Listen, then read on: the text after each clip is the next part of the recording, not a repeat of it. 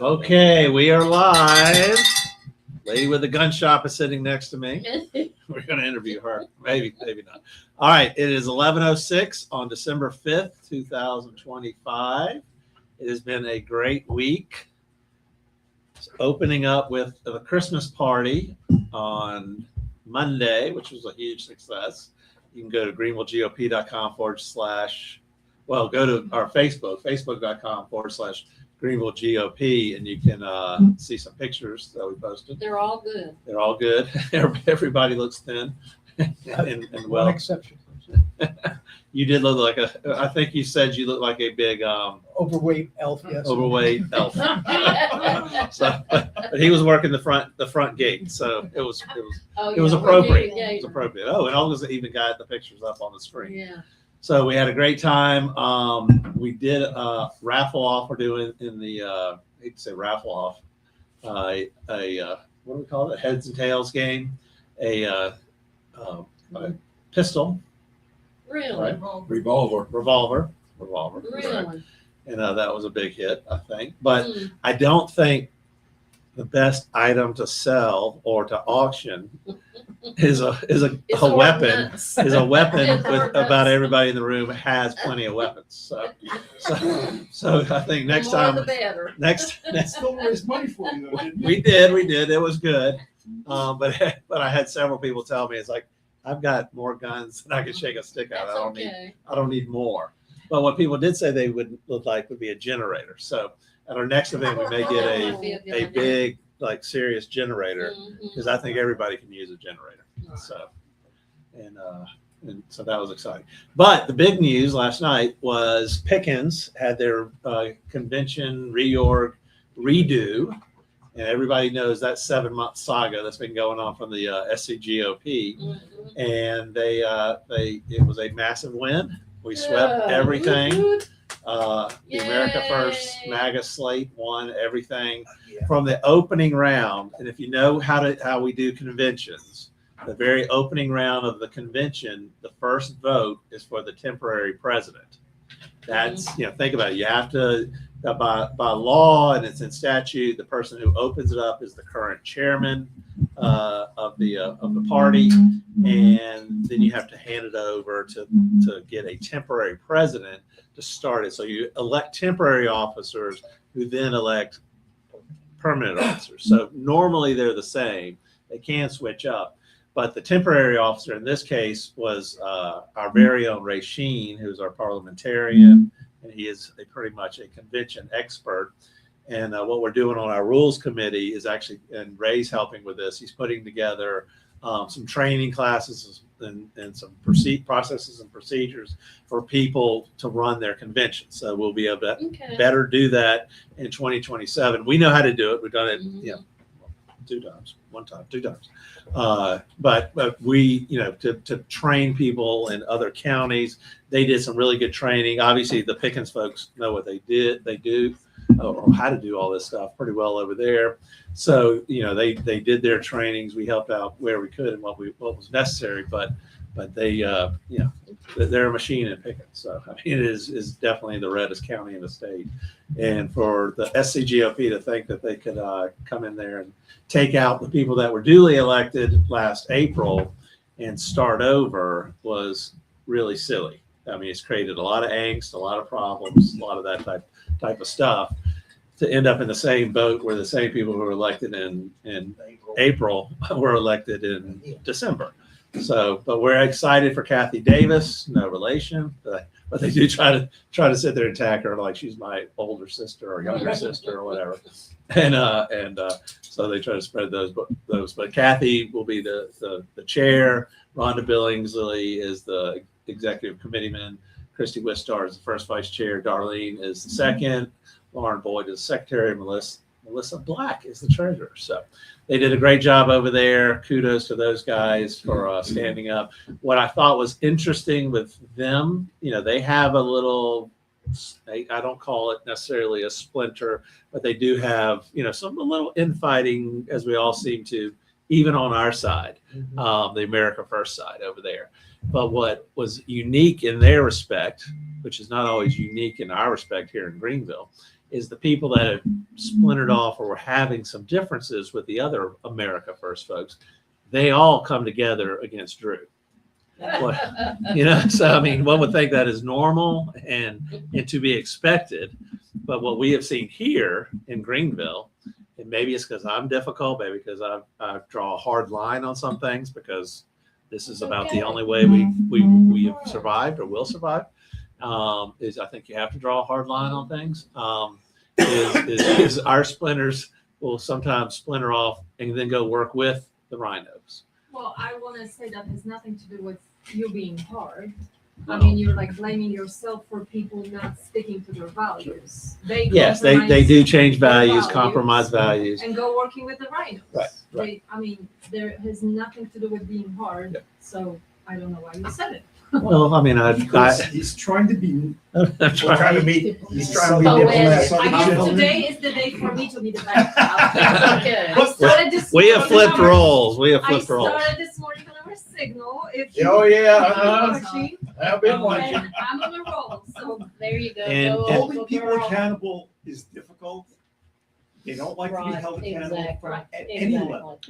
And that's a problem with racism in our society. Well, that's a good leader though that does that. That's Well, what we need. But it's interesting to have people that 4 years ago or in 2021, worked against the establishment, against the rhinos, against the Nate Lloyd. And I'm not singling out one person. We can discuss some of that later at a later date. But I mean, there are people from 4 years ago that have been working with the Nates of the world, or the rhino establishment of the world, up here in Greenville for years now. And it's like, are you kidding me? How do you literally stomach being with people that we all know did the cheat in 21? There's a report, there's all this kind of stuff. There's a bazillion other things out there. And it's like, we see you at a breakfast at the City Club of Greenville with those folks doing, like you're all hanging out best buds. Buddy. Until you start looking a little deeper. And this has always been my case with with Jeff Mag. I will use him as an example. His business is dependent upon selling to first responders. You can't be on our side and challenge the sheriff's office and those types of Right. things if your entire business is about selling to first responders. If my business was built on, having a good relationship with Hobart Lewis, I might have to do something different, because either my business is going to go down the tubes, or right, and even if that's more of a national company, I mean, that's the sheriff of the biggest county in South Carolina. He's got friends all across South Carolina. All it is one phone call and say, hey, y'all don't buy this super high margin You're out of insurance. business. Yeah, from this particular company. So Just that lost was your- always the reasoning that we kind of attributed with Jeff Mag splitting off, because he was super hard patriot. We're going to do all this stuff, yada yada, and we're going to go after all this. And then all of a sudden, I think he got the phone. My assumption is he got the phone call to say, "Hey, your business is in jeopardy if you don't shut your mouth." Now we know that happens in other situations, and there's a carrot and a stick. So this isn't new or unique. People need to understand this is why a lot of people flip and change. And what we've talked about is, when people do things that don't make any sense, just dig deeper, ask more questions. People ask me questions all the time about all kinds of stuff, and I have to be willing in this position to answer those questions, because I'm happy to explain why we do what we do. So, when people don't want to explain it and they give you laughing faces and say, that's ridiculous, I'm like, this is what everybody's talking about. Answer the question. So if people think I'm do school choice just to make money from school choice, I am more than happy to show you the financials of how all that works, and that nobody's getting rich off school choice in the state of South Carolina, except the people that are running the government-run programs, and they can lock up the entire thing and get a sole source contract, which nobody else can get. So that's how you make money in government, as you push out all your competition. And the example I've always given, Olga's from Poland. One of her family members is in the business of making sandwiches. So like and I'm talking hundreds and hundreds of sandwiches, right? So they are in the business of making sandwiches, coming out of communism, all that kind of stuff, had a good business. Well, guess what they start advocating for? They start advocating for standards for the kitchens that you can make the sandwiches in. Because who's the only people that can afford to buy or pay for a kitchen that's going to meet these super high standards? Them. So that puts everybody, and I'm not meaning to be, this is just how it evolves, how all of the stuff evolves. I mean, yes, everybody wants clean kitchens and all that kind of They stuff started in their own home kitchen, which wouldn't qualify. Now they say, oh, we need a higher standard because they can buy something that will be at a much higher standard. So it's human nature. We are flawed and greedy, or whatever you want to call humans.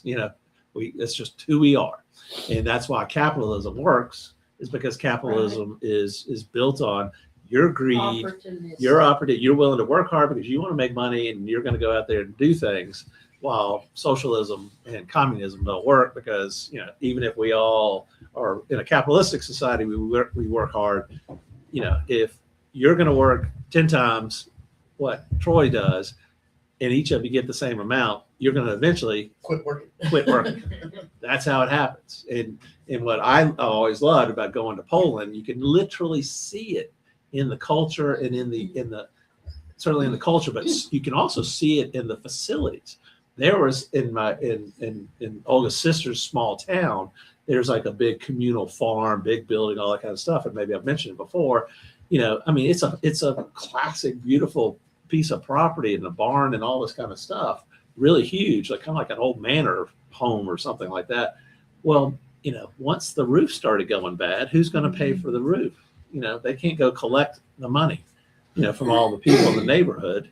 So, the roof is falling in when we're traveling there, 5-10 years ago. So that's just how the progression works. It's human nature. We need to understand it. I mean, look at the school choice program. When the school choice program was here in South Carolina, was run by independent free market nonprofits, they raised the entire, tax credit limit within days. Now I haven't checked, the November numbers, but I think it's 12 or 14 million of tax credits as of, I think, October 31st. They had raised like 1.5 million. Because nobody's going out there hustling and shuffling to kind of raise the money for the kids. So we have literally lost millions and millions and millions of dollars for K through 12 kids with special needs, because the government appointed board members aren't willing to do anything and aren't willing to go out there and shuffle. So while we been running an independent nonprofit, we had social media, we were doing door knock, we were getting everybody going. Now, the government program will blame it on changes of the tax law. Well, the same tax law that applies here in South Carolina applies in Georgia. Georgia has a $120 million program. Guess how much money they raised on January 1st, or the first opening day of this year in Georgia? 30 different independent nonprofits, they raised $120 million in one day. Wow. While state of South Carolina, we're at 1.5 million after 10 months. It's simple. It's not complicated. So not to get on that bandwagon. But what else do we want to chat about? Who wants to know anything about anything? What's the meaning of life? What's the meaning of life? We need to preserve life. That's easy.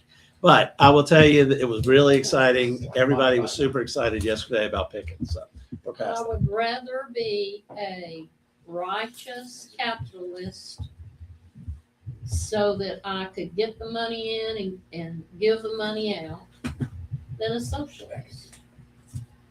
Well, they say one of the best governments is a benevolent dictator. But the problem is the dictator's not always benevolent. And if they're benevolent today, they might not be benevolent tomorrow, and they change over time. So I think we have the best system we possibly can, but it is flawed to the hilt. And it's flawed to the hilt when you see what we're all fighting, judicial Well, reform. it's based on your individual belief too. Yeah. Yes, and that's why, as to the capitalism part, you know? No. I mean, yeah, it's based on Yeah. people not being willing to cheat the system. Right, exactly. You know, there's your Christian values and all that stuff. I saw that Omar lady, who's that Congress person from up there. I mean, The one with the turban, yes, I mean, we generally stay away from the national stuff because there's Right. more drama and more corruption here Right. at the local level to focus on.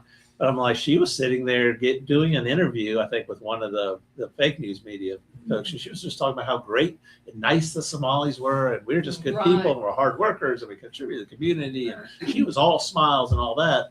But then somebody else was trying to get her comment on maybe some of the fraud stuff or something like that. And she was just the nastiest person you could have ever imagined to that person. As opposed to, why don't you just stop and talk to them? I will stop and talk to any Democrat or any fake news media person all day. It's her true nature. That is their nature, and it's actually, That's her they- true nature. It is she her true revealed- nature. She revealed herself to, Yes. to the nation. If people had their eyes open, they would see it. yes. You know, most of us are good people. And we want to believe right. what someone tells us. She tells us they're just here trying to, Earn a living. Right.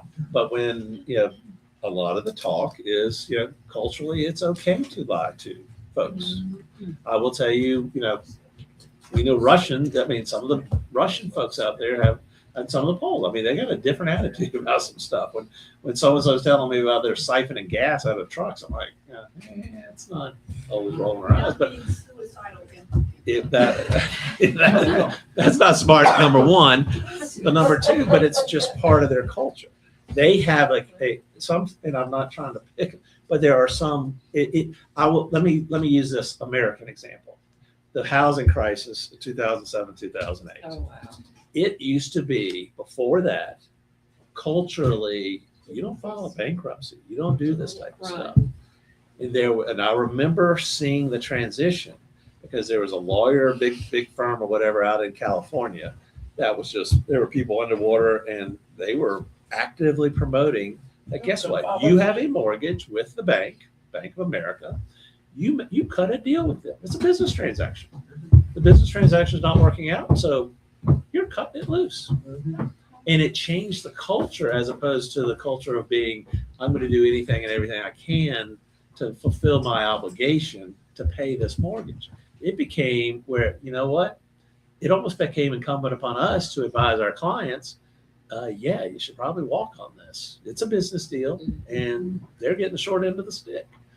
So let's walk on it and let's protect ourselves. Unfortunately, though, for that end of the stick, we all as taxpayers get screwed because we're the ones to pick up the slack because, the banks are too big to fail, so guess who bails them out? The taxpayers. Right. And I was there for a lot of that stuff. Well, And that's what what I happened. found quite interesting is the government was picking and choosing winners and losers in the banking Right. industry, Right. which is what the problem And was. that depends on which side they back. Yes, Graft.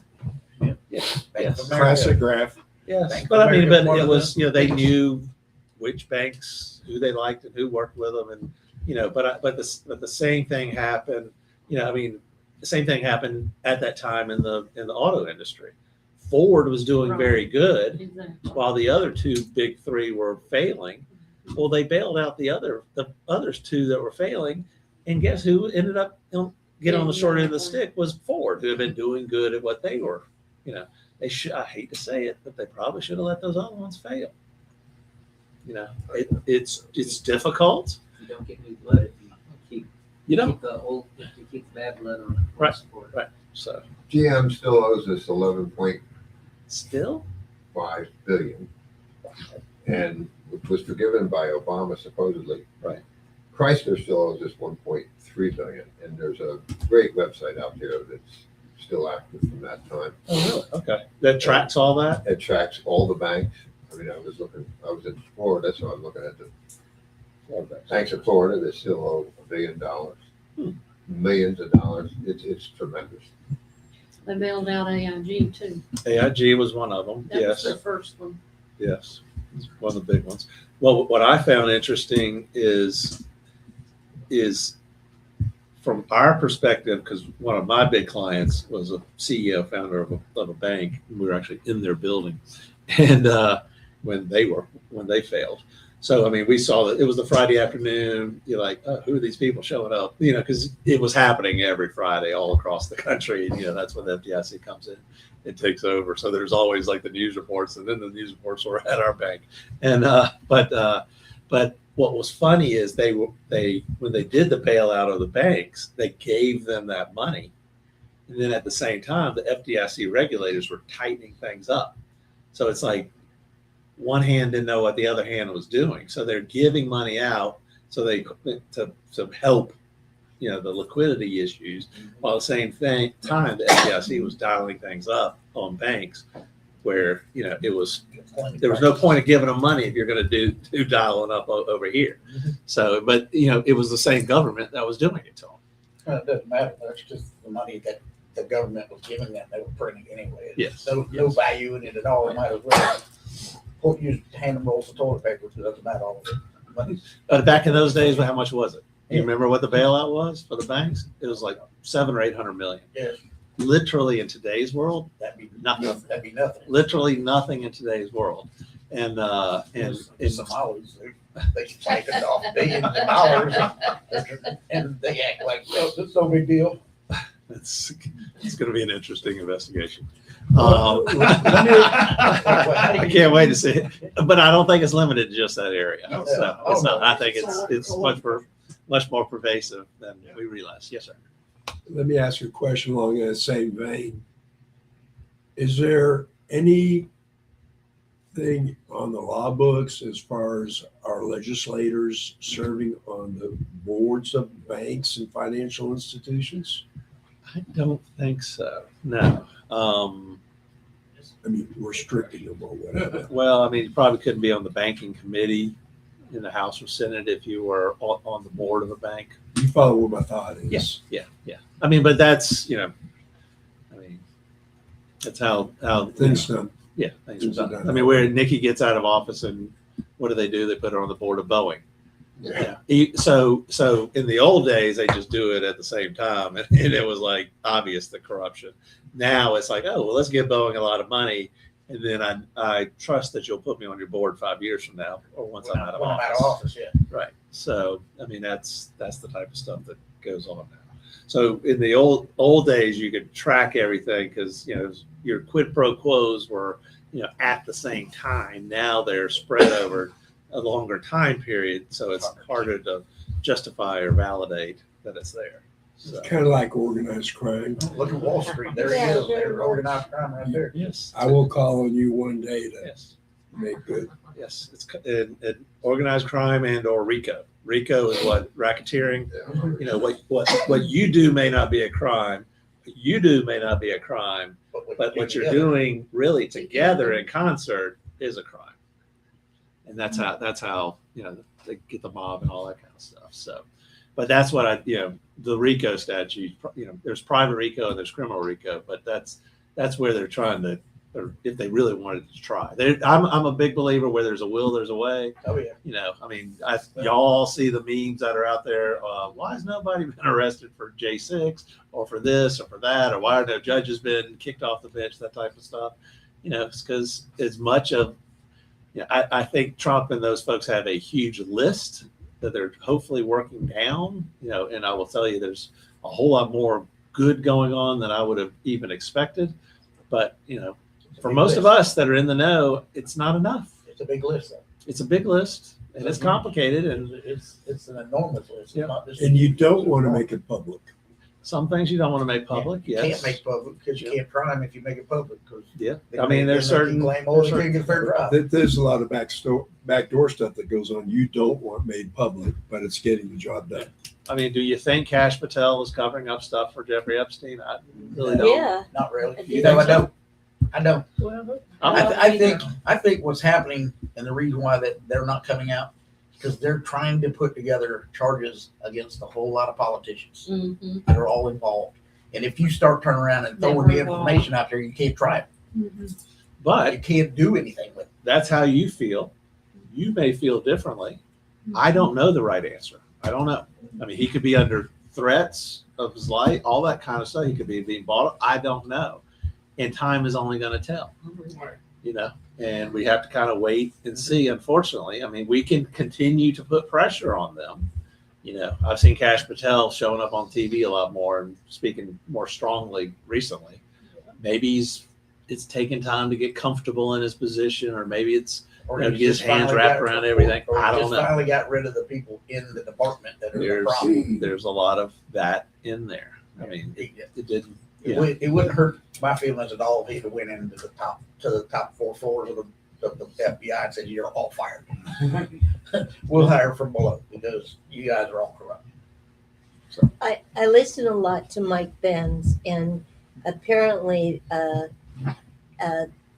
Ehud Barak, the former prime minister, had hundreds or thousands of emails to Jeffrey Epstein. It was really an international money laundering financial thing, and this was the sex thing was on the side, and the people that were using the young girls were at a very high level. I even think they were higher than our local politicians or Well, you get politicians I up don't there. think Bill Clinton's on the list. Yeah, well, yeah, We all and know he did. billionaires, elite. Money, sex, and drugs. You know, we all believe. Money top. Money Yes. was the biggest, Yes, yeah. but we all know they're drug dealers and all that kind of stuff. I used to And not, drugs, yeah, absolutely. think the whole trafficking thing. I was like, yeah, not so sure about that. But then when you actually look at the financing of it, you know, I Exactly. mean, people are greedy. People will sell you drugs that they know will kill you, or addict you, or destroy your life. But to Okay. make X amount of money, they're willing to do it. Why would we think people aren't willing to do it to a renewable or an asset, a child Mhm. that can, you know, be Harvested, harvested yeah, 10 exactly. times a day or whatever it is? Well, also. You start running the numbers and it's a organs lot of can money. harvest. And there are You gotta evil think people. about it, the people that run those kind of operations, they not only are they trying to make money off of it, they're also trying to build themselves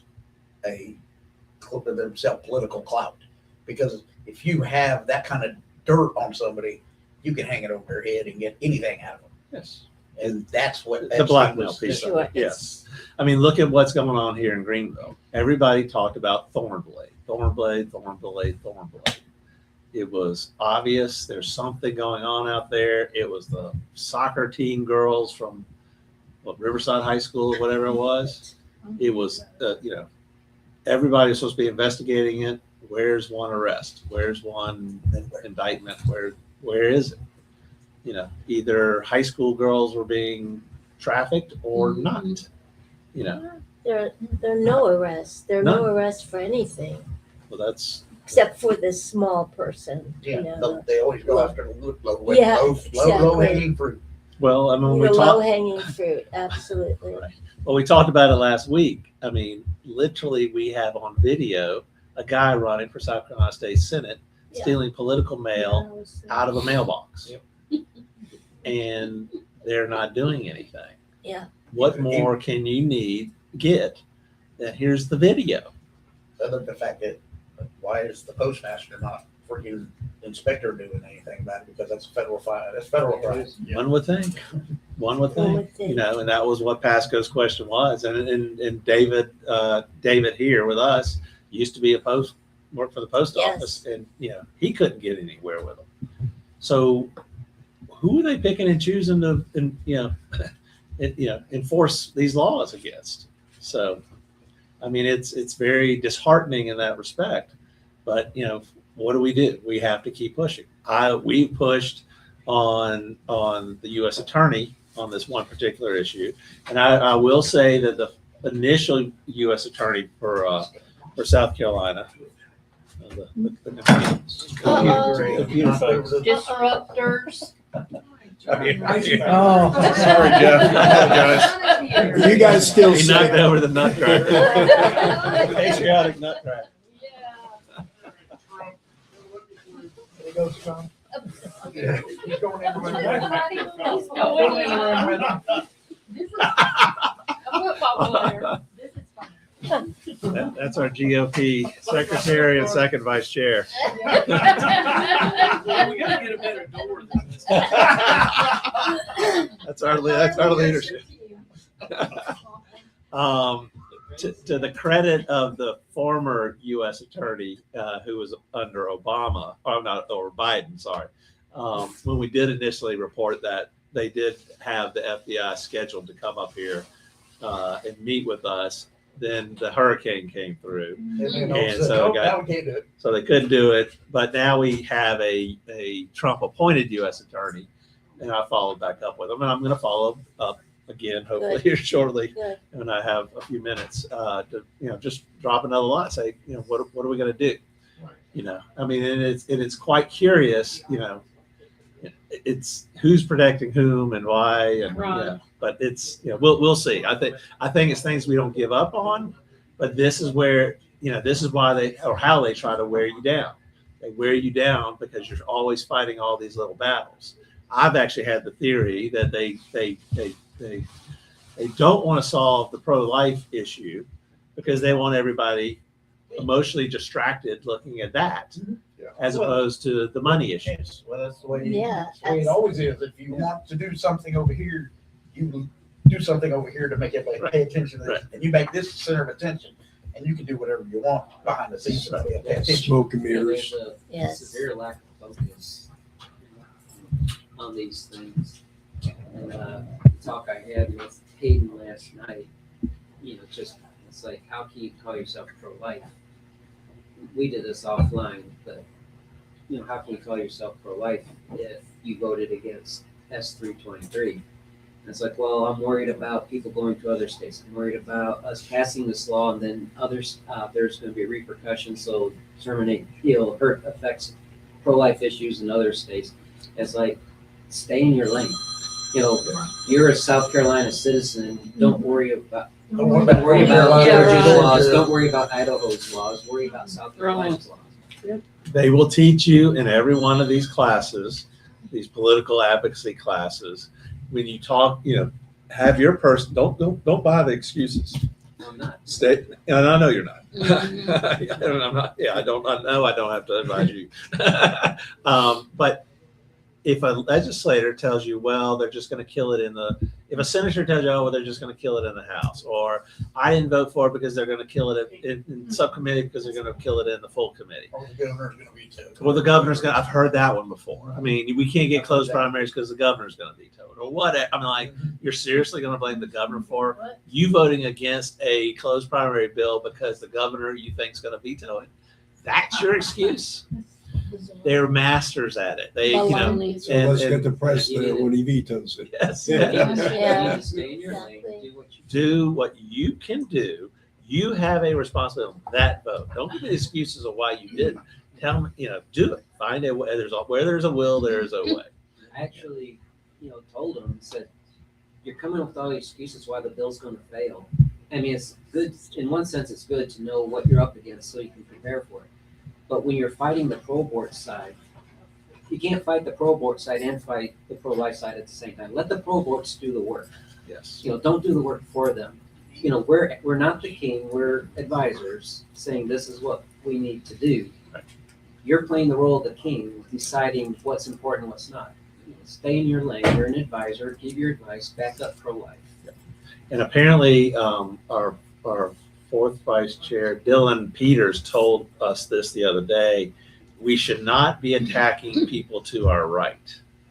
So if I believe in incrementalism or a 6-week thing, or we shouldn't be supporting a harder bill like S323, the people to the right, I shouldn't attack, right? Because that's just dividing us. So, and if you kind of, he explained it a lot better, but it's apparently a big talk on some of these podcasts and all that kind of stuff. Why do people attack us? I mean, we put out, and we don't put out a lot of stuff, kind of attacking the other side of the establishment. We do some, but I mean, because you have to respond at some point in time to something.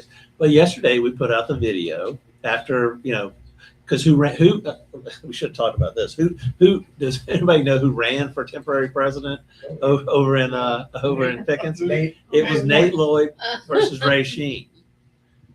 Nate Lloyd has no position within the Republican Party whatsoever. Nate Lloyd led the reorg fraud and is in the report and all this, but that's who the SCGOP put up as the person to get out there. So I shared with some of the folks when we learned about it. I shared a video from 2003, where 2023, where Brett Mercado, to his credit, spontaneously came up and made a motion. I knew nothing about it, but he made a motion at the April of 2023 convention to bar Nate Lloyd from having any access to ballots or counting. And it obviously, passed substantially, but I mean, they didn't know it. A lot of those people in Pickens, some of them are new, some of them just didn't remember. We live it all the time. We put it out there, and then I see the views on the video on YouTube going up because they were sharing it around, and it was helpful for them because they, how did they explain? Oh, vote for this person versus the SCGOP person. This is the SCGOP person. I had a chair write me and say, "Who is this Nate guy?" I mean, it's a new chair. Had no earthly idea, from another county. Had no earthly idea who he was. And I'm like, Now he knows. now he knows, and that's the whole thing. And it was helpful, I think, for them to share it with the delegates that were coming to the convention last night, because then they can say, "Oh, well, we obviously don't want that guy," So sometimes that would maybe be negative campaigning, as if we weren't talking about how great Ray Sheen is. We were talking about how bad the other candidate is. So, but that's how they won. That's how, Ray Sheen got elected as opposed to Nate. And because they hopefully shared that video, and, they probably would have won it anyhow, but that, every little bit helps. So speaking of elections, who do we got coming up that we're supporting? Which elections? The ones in. The next elections are the June 9th primaries. Right. So, Kind of early. yeah, it's still early. Obviously, question number one is who's up on June 9th of next year, And he's going to file in March. and who's going to file on March 16th or whatever that date is. Number one, it's every statewide constitutional officer. So governor and lieutenant governor will run together, but governor, treasurer, attorney general, ag commissioner, education superintendent, all those statewide comptroller, statewide constitutional offices will be up. Now, obviously, the governor's race is in turmoil right now. Nancy Mace has gone down. Pamela Yvette went up, and then Pamela Yvette 2 days later was down, and Alan Wilson's up. I follow the betting numbers, and it is crazy right now what's going on because nobody knows. It's off the Too chart. early. It is way too early. And we saw that with the presidential stuff, and we kind of mapped it. What we'll probably start doing is putting it out there on a more regular basis. What the poll? I mean, there's polling, and then there's the betting averages. The presidential betting thing was a whole lot easier because there's a lot more volume. There's not as much volume in the South Carolina governor's primary, but there is some. So it does give you an indication of who's ahead and who's not. Nancy Mace's numbers, whether we like it or not, they started tanking when the Charleston issue popped up. Now, there's not a lot of volume in those betting numbers. So someone, there was an allegation that Pamela Yvette's campaign was putting some money into it to get her numbers to come up. Who knows? I mean, it's like, there's the, I've seen it in the financial industry. It's in the financial stock market. It's called pump and dump. You pump up a stock, and you work the numbers up, so then you can then dump a whole lot of it. So if I buy $1 million worth of stock to run the price up, it gets pretty high, and then I sell $10 million worth of it at that high price. I sell it short, I dump it, and then I buy it all back after the stock has crashed. So that's kind of what you do. So it's tough. Everything is about a little bit of judgment, and there's art, there's science and art, and all this kind of stuff. But, you know, it's funny that the Pamela Vet people then show that Pamela's up, looking like a 50% chance of winning in that primary. And now Alan Wilson is up and Pamela Vet's down. I think So. you had something else about we need candidates. Oh, yes, Yeah. yes. Oh, yeah. That what we're doing as a focus. But let me finish who's running it on the night. So, you know, because that'll kind of all tie in there. So statewide constitutional officers, you know, we're not really looking for that. We would love to find one good conservative that would run for superintendent of education that all of us could get Right. behind. Not split our vote as conservatives, you know, so Ellen Weaver slips back in there again. We got to get one person that all of our conservatives can get behind and run against Ellen Weaver. Not a fan of Ellen Weaver. I don't think most of our people are fans of Ellen Weaver. But how did she get in there last time? She got into the runoff. And if you look at the past elections, this is exactly how the superintendent, a weak superintendent gets elected, is there's a whole bunch of good conservatives. We all split it up. So the Democrat running as a Republican gets in, and the weak conservative gets in. That's what happened last time. And then of course we all panic because we're like, oh, that other person's really is a Democrat. Happened last time. So we all have to vote for Ellen Weaver. Yep. That's what happened. You know, so I mean, it's happened time and time. It's a perfect model. And our side can't get our stuff together where we just say, hey, this is the one person we're going to put up, and this is the one person we're going to all get behind. It's the same game Lindsay plays. Yes. Well, Lindsay has turned around, and there's been speculation that he's even kind of backed people to get in the race just to pull votes away from other people just so he can get through the primary. yes, there's some of that does go on. I've certainly seen it. You've been able to identify it in smaller house races and stuff like that, just because they're trying to get it to a runoff. Lindsay's a whole different story. You know, obviously Lindsay is another one of the Senate race is up, but also none of the South Carolina state Senate seats are up. Those are 4 years. Those were elected 2 years ago. Oh. So all of those will remain the same, but all 124 House reps. Then you look into are up and available. You look into your counties. You got half of your county council. We've got 6 county council members out of the 12, or is it just 5 this time? I think we may do 5 and 7.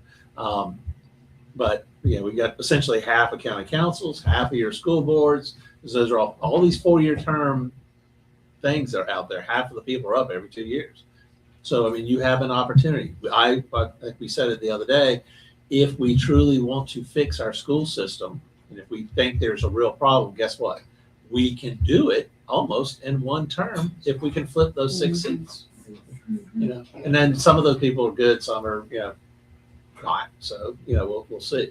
But, you know, we have to do the work now. That's why we put out the call after the Christmas party for candidates that are running for reelection and want our help, and or, you know, or cooperative with us in doing these types of things, or people that want to challenge folks. So that's what we're doing. Yes, sir. I received a plea from the state elections people. They're looking for poll managers to work on December 23rd for 21st Senate and 12th state rep. And those of any significance?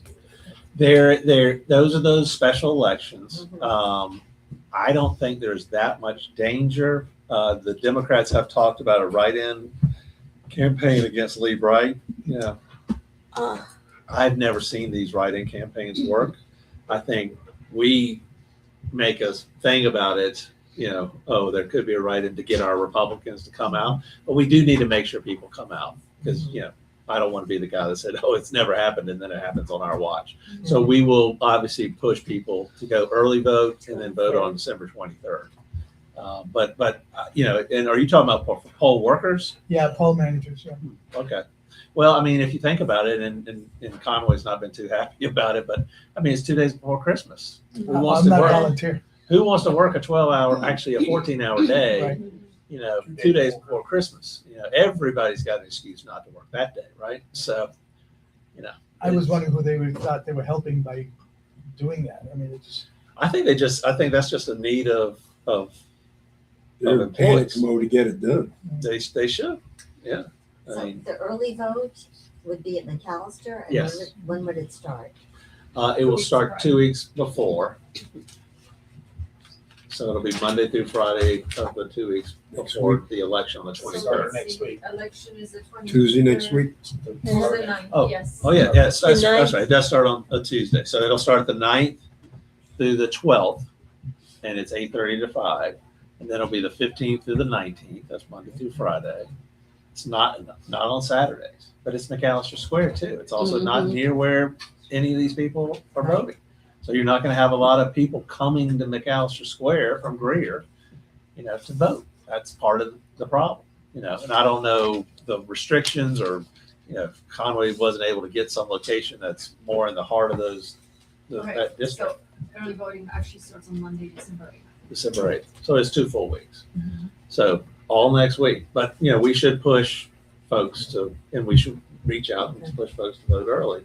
But it's tough to get. The Fountain Inn, how many early votes did y'all have in the Fountain Inn? I think 3. 3?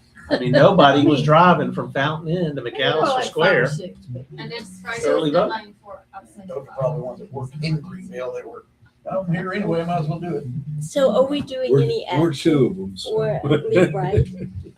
I think just reminder. I think just reminder to get out to vote. It's not like I don't Sending out There is not, any kind of mailers or anything like that? there is not a candidate otherwise on the ballot, right? the There's only no name other that's going to be there is Lee Bright. Lee Bright. So the Wow. only risk is a write-in campaign.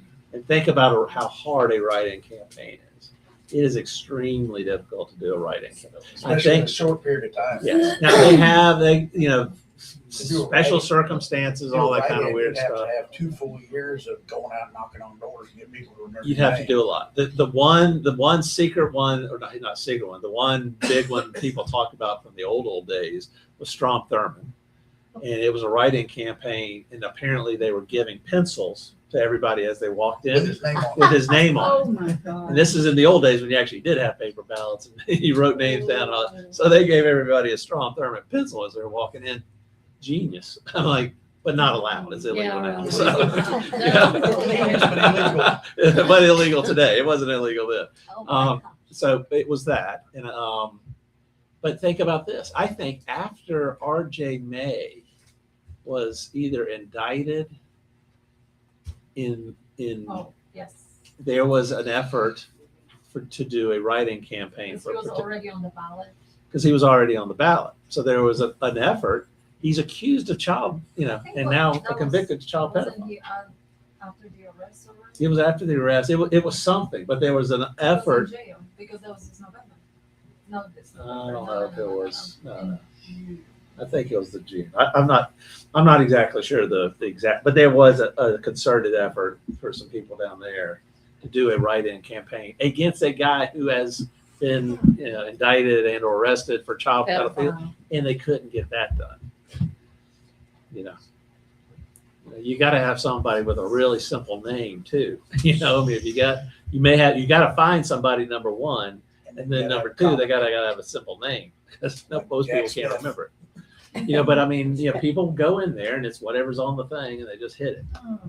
Nobody's going to take the extra time. They get stressed. They get, how do I actually do the write-in? I got to select a different option, then type in the name and all that kind of stuff.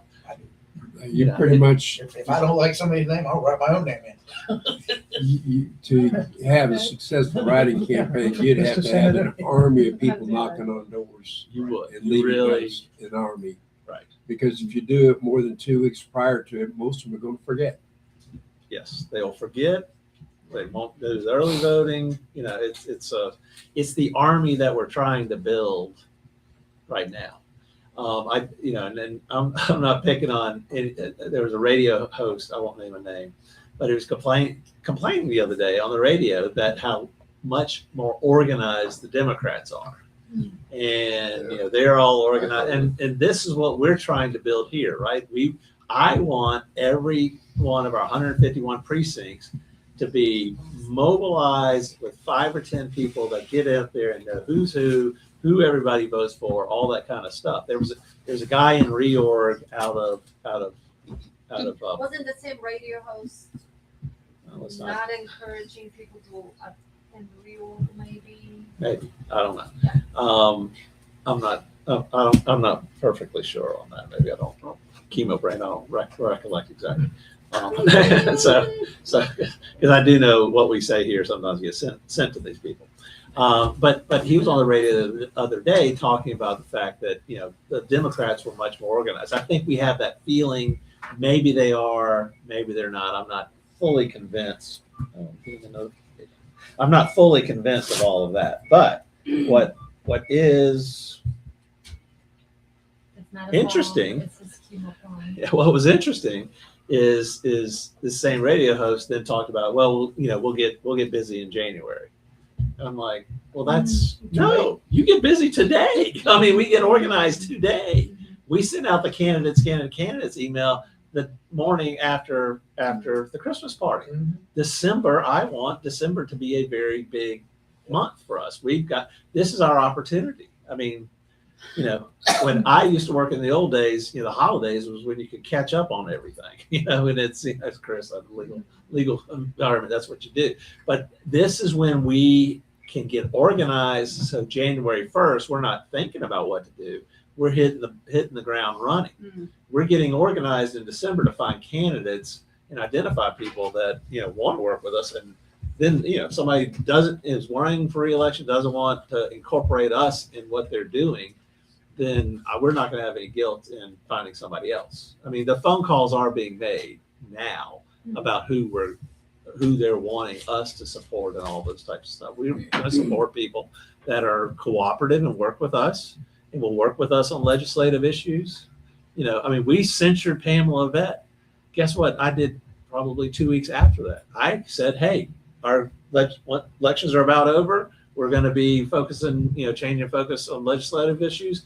Will she sit down with us now? Will y'all sit down with us now? Hell no.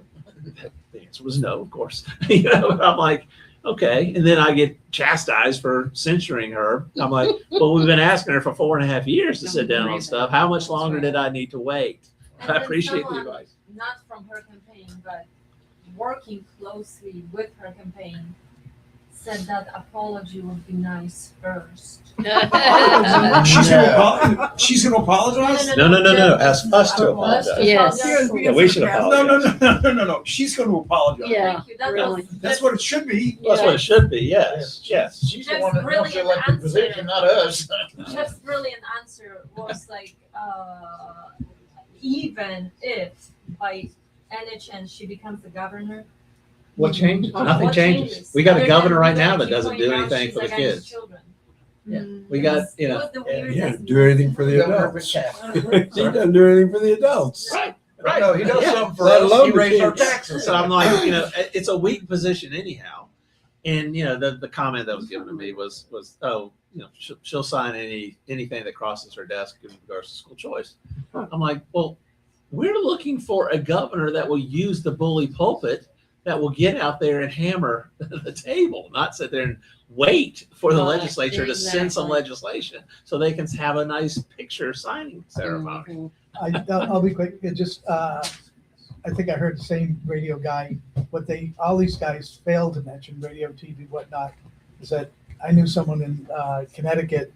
He said all he had to do is pick up the phone, and he had 1,000 votes from the AFT and the SEIU. Yeah. I mean, that's more than grassroots. That's militant. But that's where we need to be. And we're not there. We're not there yet. No. And We we're can not, be there. we can be there. We are attempting to do it. Nobody was attempting to do it before. I mean, you know, That's right. I saw one person, you know, all excited about the win in Pickens, you know, and it was like they lucked into it. I'm like, no, they didn't luck into it. They worked their butts off. Mhm. We talked to their state EC, now current state EC. You know, she said, I was up till 1:30, 3 o'clock in the morning every day this week. They've been busting their butt, you know, and I'm like, there's no secret to winning. You show up with mass numbers and you overwhelm the opposition. That's how you win, you know, and if we can't show up people, maybe we got to reevaluate what we're doing or reevaluate our positions, but we have to show up mass numbers of people for reorg, for elections, for all of this type of stuff. You know, I mean, there was, you know, the example I was going to give during reorg of this year, there was a gentleman down in Beaufort that I think he had 100 people come to his reorg meeting. Wow. 100. I'm like, we did good in 21 with what 40 or 50 or whatever. Yeah. Nobody had ever seen that before. They were like freaking out because we brought 50. He brought 100. I'm like, you're on my hit list. You're breaking our record. But I mean, he brought 100. He's like, I mapped out everybody in my precinct. Wow. I know all the Republicans. I know which ones like Nikki, which ones like DeSantis, which ones like Trump. He's taken all of the Republicans and bifurcated them into the right groups. It takes a lot of work. It takes a lot of work. We need a class. We are going to start that Oh, in yeah. December. Karen online says, don't forget majority of HOAs keep you from door knocking. Communism Oh, yeah, that's HOAs. true. Yeah, and I'm not sure if that's Boo, for Karen, whether HOA. that's legal to stop people, because you can't solicit, but this is not soliciting. This Mhm. is the education. Now they can have these signed ordinances and some things like that. They really can't stop soliciting. You can be, having been on an HOA board, you can put up the sign, but you can't stop. From soliciting or You from can't. what we're Knocking talking on about, door. the political Either way. stuff. Either way. Either way. Well, Can't stop. You have to have a no trespassing warrant against. You have to have a Yeah. gated community then. Yeah. If There's it's always a way streets around. open. Yeah, where there's a Public will, streets, you there's a can't- you way. Can't stop. And I've had people in precincts that say, oh, every neighborhood in my precinct's a gated community and I can't get in. That's again back to the excuse. Find a reason. You gotta do Right. different. Find a person who's got the Find somebody directory. inside. Right. Right. Find somebody inside that'll let you in, all that kind of stuff until you get caught, and then you send in the second person until they get caught, and then you send in the third person. That's right. Yeah. Yes. Now, we had a good situation at Landon Station. We were door knocking, and everybody's got a ring now. Okay, Yes. ring video.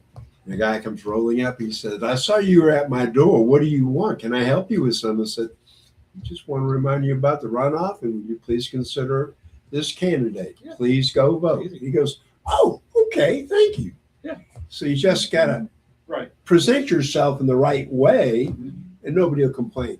Everybody we talked to there had to be at least 150 homes, and everybody was cordial. They come up, "What do you want?" Kind of negative, but you present yourself in a nice way, they listen. We are into teaching and educate. I'm not here to tell people what to do, how to vote, all that kind of stuff. I'd like to. That'd be nice. Say, well, everybody just do this and be a robot and be a, what do they accuse us, most of us of being bobbleheads? I'm like, no, I want you to understand why you're doing what you're doing. And let's get to a consensus. There's different leadership styles. Some of it is, demanding and telling and all that's begging or whatever, but there's also consensus building. Look at what we did with those censures. We built consensus. There was a reason we got 85 to 95% vote, because we built consensus. We asked everybody what they thought. We let them give their input, all those types of things, and we built a consensus. Otherwise, and everybody, most everybody got to agreement. And then the few that voted the opposite way just did out of spite, which was ridiculous. Again, going back to Landon Station, the way Shan closed out with every person she talked to was, whatever you do, just go vote. Whoever you vote for, Right. go vote. Steve nailed But you have it in their brain. You already asked for it, so you already planted the seed. Right. But whatever you do, go vote. Right. Yes. Get involved. And And they were cordial. and if you bifurcate like the guy in Beaufort, who is who, you normally just go knock on and educate or remind people to vote that they're probably going to vote your way. But I mean, when you're first starting off, you don't know who anybody is. You just get them all out there. Try to You knocked figure it on out. some Democrats' doors. You may have. We even had a couple said, "Nah, I'm here on a visa. I can't vote." You didn't correct them and say, "Oh, actually, you can't." We didn't touch that. Yeah, but but imagine we got to get to that level of granularity, and we've got to start teaching people, waking people. Most people don't know half or anything that we know.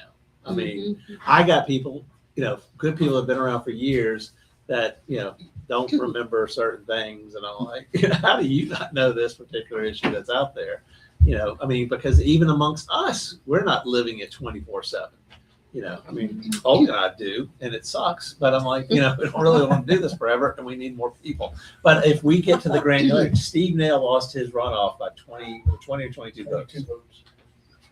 One precinct, if we can build our Timberlake precinct into where we can get out an extra 100 people in a typical House district, there's about 12 precincts. If 12 precincts can get out 100 more people voting for the conservative choice, it will overwhelm them all day long. We need 12 teams for 12 different precincts in that House district that will get it out. Now, the beautiful thing is, they're voting for the House seat, they're voting for, not in our case, but, it could also be the county council. It could be a school board seat. In our case, it is a school board seat. So if we get out an extra 100 good voters, they're voting for a good school board member, a good House rep, a good governor, a good AG, it then multiplies. So think about over all of those races. So there's a way to do it. We need to plan it a little bit better. And I think what we're, look at Glenn Hurst. I would give Glenn credit for what he did down in Somerville. I keep saying Somerville, Simpsonville. He had a very small of his precinct. There was a very small part of the city. He won that in his precinct 27-2. Wow. Plus 25 extra votes. Jerry Tussaud only won by 85 votes. 25 of them came out of Glenn Hurst precinct because he went around, put door knockers on those people's doors with a membership. I think he did it twice. I think he did it with our Greenville GOP, door hanger and a membership thing. And then I think he did it with Jerry's door hangers. And he is asked, and we've got the list for him of the 27 people who voted, so he can write them a note and thank them for voting. It takes work. Yeah, he did his work. But he also comes and volunteers up here 2 days a week. Right, he does. On Tuesdays and Thursdays. He's got the 9 to 1 shift. And he sits there and looks at data, and he's always busting us and these guys for data and all that kind of stuff. So he can kind of look at the data and the name. It's really just the names of your neighbors and all that kind of jazz. That's what we need to do. You have a very small piece of the city in your precinct. And how many people voted in your precinct for the city? 0 in the runoff. Not the city. But you're not, but there's part of your precinct. So what we need to do, and I'm not picking on you, but I'm just saying, because I don't even know. But what we need to go in and figure out, you need to know which houses or what apartment complex or development is in your precinct and get those people out. I've got the same problem in our precinct. There is a very small part of our precinct that is in the city of Greenville. I don't know how many people. Glenn appreciates your compliments, and he said he's still waiting for the list so he could provide that. He is waiting on the list. And I did have the list, and I've told him that I've had the list. And I have not stopped to Go, Glenn. send him the list. And Bulldog. That's what I'm saying. and he's calling me out. Our friend Roy Brown is doing good. And there's Roy. You can see Roy. Roy was on the other side, which is quite fine, not a problem whatsoever. He was a supporter of Lou Hutchinson, no problem whatsoever. We respected him for that. He has a relationship, whatever. May know something better or different than us, but that we weren't attacking people. I'm not out there and trying to convince Roy to change his vote and do all that kind of stuff. Maybe he could see it, but I'm like, I wanted Roy to vote. We wanted people to get out and vote and advocate for their candidate. Now we should, all come together and talk and try to, come up with the right answer. But, that was early. That was one small race that was kind of out there, and, we didn't get into as much of that granularity, but eventually we need to get into that granularity. We certainly need that granularity and that unity. Because I think most of us out there agree that Ellen Weaver is not the right solution, but you know, we've got to get, I mean, all of our conservative, I hate to say all of them, maybe one is on the other, doesn't see it quite this way. But, you know, most of them agree that Ellen Weaver's not the right answer. But we can't get everybody else on the same boat to support it. Just like, you know, with the pro-life stuff, can't get everybody on the same boat to support all bills, you know, all of the above. You know, we even went on the school choice side. I'm like, we'll support all of the above. The only thing they passed was the bad government run thing, right? Even though they promised and promised and promised. So like with y'all and the Hobart issue and the ICE issue, you know, they will lie to you. And a lot of us took the training class, you know, that training class a couple weeks ago. And what did the former legislator say? They lie to you, the legislators. They lie to you. They lie to a lot of their fellow legislators. They lie to themselves. You know, I mean, you know, they just lie. And I hate it. It's really difficult for us as humans to understand that that's what they do. But you know, Hobart, we got on tape telling, you know, told y'all one thing, and then he's doing a podcast saying the exact opposite. So we'll talk about that more later. But yes. Christmas parade. Oh, is that this weekend? Saturday. Saturday or Sunday? Sunday. Sunday. We're doing the Greer Christmas parade. Okay. I'm thinking green. So what's happening, the weather is not going to be good. We decided if you want to walk and give candies, you're more than welcome, but we are not actively pushing for it. We're going to have 2 cars. Jeff and Keith will be in one tiny car up front if Jeff feels good enough. Keith Jones. Keith Jones. And then we'll have second car, Is yours? a truck with few spots inside that I think are pretty much And taken. Christmas trump. And Christmas trump. And then you can sit in the back of the car. Or again, you can walk. If you are a walker, it's great distance to walk.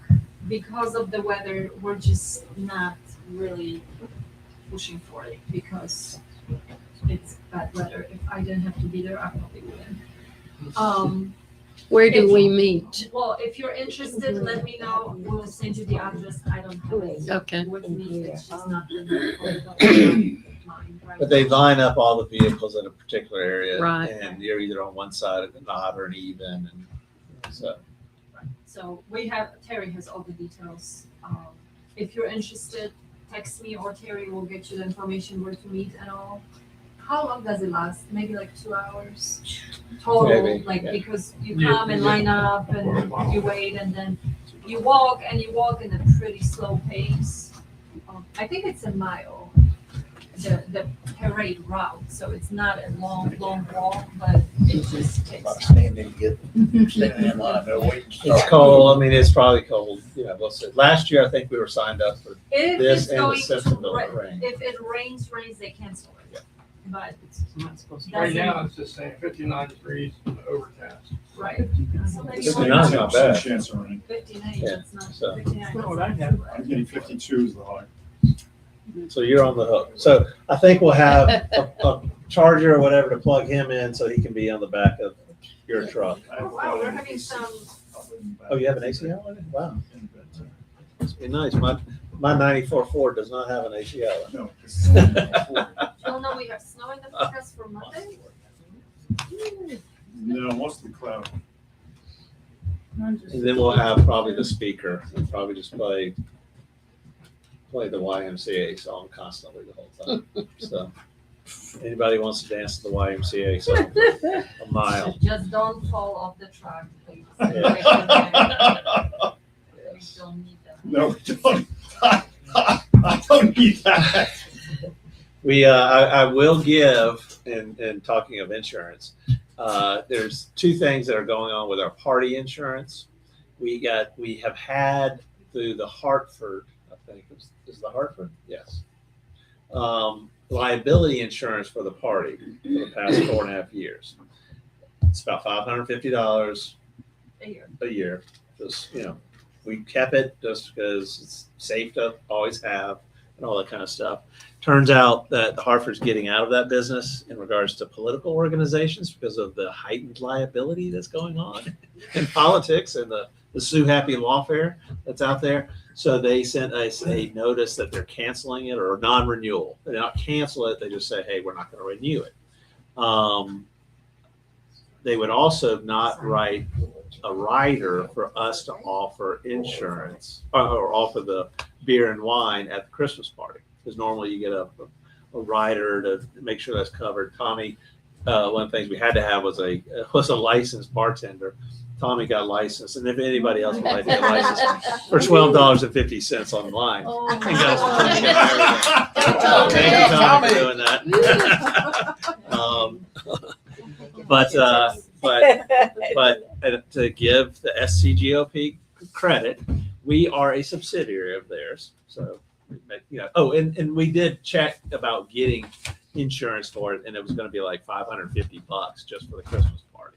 So that would cut into our fundraising piece of it. I did get a donor that was willing to do it or donate it to cover, so we could offer beer and wine, but we didn't have to go that route. But the state party, if you think about it, naturally, if somebody sues the Greenville County Republican Party for an alcohol-related thing or a party or damage, they're going to sue the state party too, right? So what we did is investigate whether the state party, we are covered underneath the state party's insurance, and we are. And so they gave us a certificate of insurance. We didn't have to pay that, which worked out pretty well. We did not know about it until this past reorg, because some of our locations because this past reorg was the first time we had actually run it, because we didn't run in 21. That's where we won and took over. We didn't run in 23 because the state party took over. So 25 was really, even though we've been in leadership for a long time, was the first reorg that we ran. But there were some locations that needed certificates of insurance, and we heard through the grapevine that we were covered under the party for those, even though we provided our own COI certificate of insurance for those locations. So I said, well, why don't we check and see if we're covered by the state party? And to their credit, they did. They were cooperative, and so I do have to thank them for that. So, but that's interesting. Yes. Switch gears. Sure. What would you like to switch gears to? Legislative committee. All right. No, I'm not here. Speak loud so I can hear you. Legislative committee. You're hiding behind the tree. Stand We up. can't see you. Stand up. I am standing. Get over here. Yes.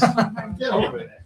No, legislative committee meeting next Thursday. You're not going to be there. So I think if you're on the chat, you know about that. I sent it out. And I just wanted to, one of the things they're reporting on is judicial reform.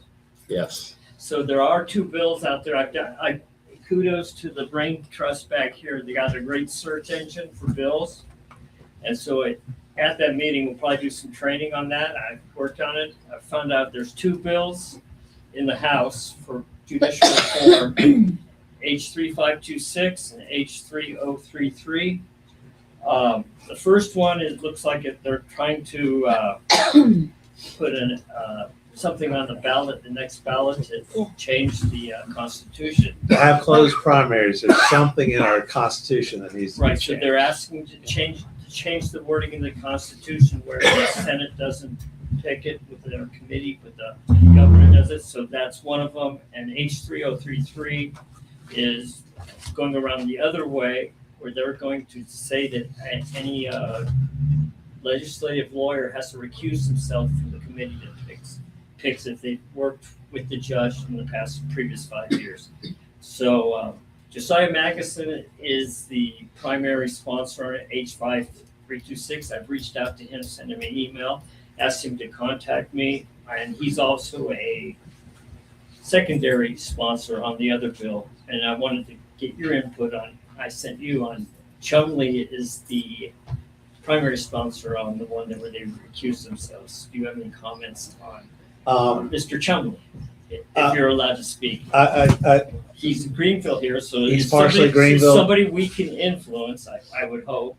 He's partially Greenville And Spartanburg. and Spartanburg. He lives in Spartanburg formal. And he's been there forever. Yeah, he's been there for a long time. He's a good guy. But the He'd be issue, responsive if I reached out to him. I would think he would be, yeah, yeah. Okay. The issue and concern there is both of those people you named are Freedom Caucus people. True. So there's That was 16. my other. Yeah, so anything that they put out is pretty much dead on arrival. So now, what I think on the judicial reform, it's a big issue of Joe White, who's also on the Freedom Caucus.